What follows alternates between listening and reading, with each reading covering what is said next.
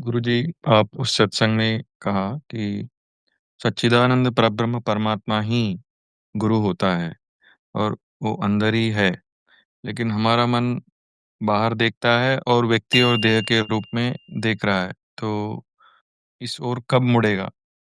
ये तब मुड़ेगा जब आपका समय आ जाएगा। अभी आप बीज के रूप में हो। जब बीज अंकुरित होगा तो छोटा सा पौधा निकलेगा, जिसको संभालना पड़ेगा। जब पौधा बड़ा होने लगेगा, धीरे धीरे उसमें फूल आएंगे, फल लगेंगे, तभी ये मुमकिन होगा। आपके प्रश्न से यही लग रहा है कि अभी आपका समय नहीं आया है। आप किसी भी स्त्री के साथ बलात्कार कर सकते हो, लेकिन प्रेम के लिए उसे मजबूर नहीं कर सकते। आप जबरदस्ती बैठ सकते हो आंख बंद करके, लेकिन वो आपकी तड़पन नहीं है प्रभु की तरफ जाने की। जब आपके अंदर वास्तविक तड़पन पैदा होगी, ये कोई यांत्रिक विधियां ही नहीं है, ये आपकी हृदय की गहराई से आना चाहिए। जब हृदय की गहराई से आएगा, तो ही आप प्रभु के साथ एक हो सकते हो। यांत्रिक रूप से प्रभु नहीं मिलता, प्रभु हृदय की गहराई से मिलता है।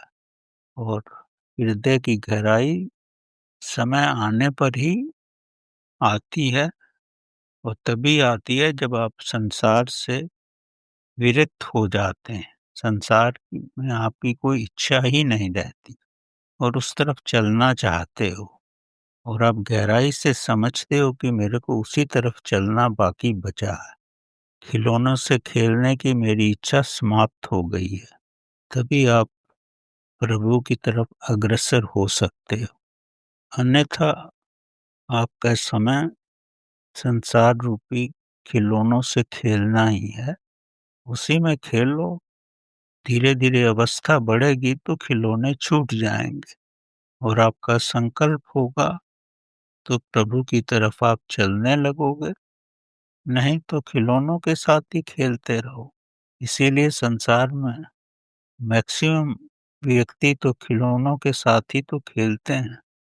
वो संसार से ऊपर उठे ही नहीं हैं, उठना चाहते ही नहीं हैं, और अभी संसार से उनकी तृप्ति नहीं हुई है। इस जन्म में नहीं होगी तो अगले जन्म में होगी। जब एक समय आ जाएगा जब आप तृप्त हो जाओगे। आपके पेट की तो एक कैपेसिटी है, थोड़ा ही खा सकते हो।